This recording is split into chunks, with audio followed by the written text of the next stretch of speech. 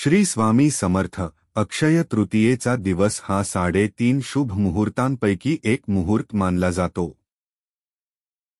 पूर्वी आपली आई, आजी, पणजी रोज रात्री स्वयंपाक घर स्वच्छ करून दुसऱ्या दिवशी शेगडीला हळद कुंकू वाहून आणि रांगोळी काढून नंतरच स्वयंपाकाची सुरुवात करत असे।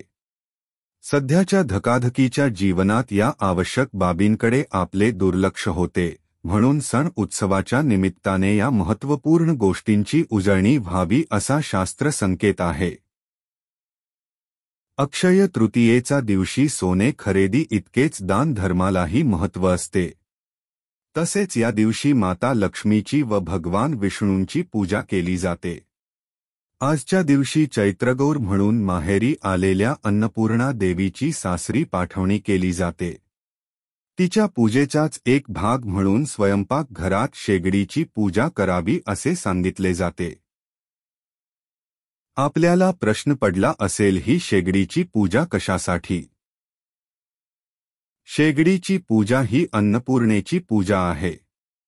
ती आपल्याला कधीही अन्नधान्याची उणीव भासू देत नाही। ती अग्नीची पूजा आहे, ज्याच्या कृपेमुळे रुचकर जेवणाची चव आपल्याला चाखायला मिळते।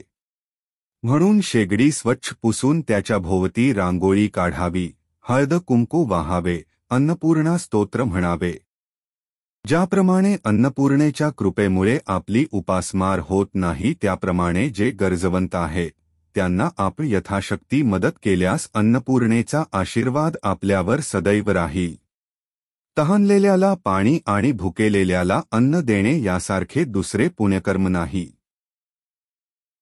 आपण भले श्रीमंत नसलो तरी आपल्या घासातला घास काढून देण्याइतका किंवा दुसऱ्यांसाठी 2 घास मिळवून देण्याइतका मनाचा मोठेपणा आपण दाखवला तर आपला आनंद, समृद्धी, ऐश्वर्य अक्षय राहील, यात वादच नाही। श्री स्वामी समर्थ।